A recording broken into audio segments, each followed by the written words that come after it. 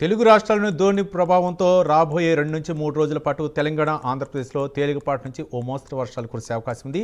వేసవి ఎండల తీవ్రత తగ్గి ఉష్ణోగ్రతలు 40 డిగ్రీల పరిధిలోకి తగ్గుముఖం పట్టాయి. తెలుగు రాష్ట్రాల్లో గరిష్ట కనిష్ట ఉష్ణోగ్రతలు ఇలా ఉన్నాయి.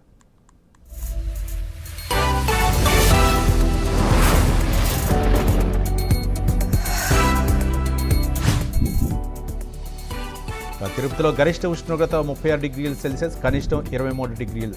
కర్నూలు 38, 26.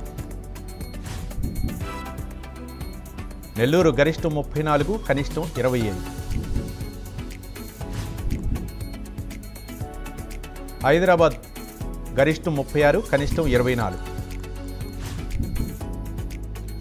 వరంగల్ గరిష్టం 38, కనిష్టం 25.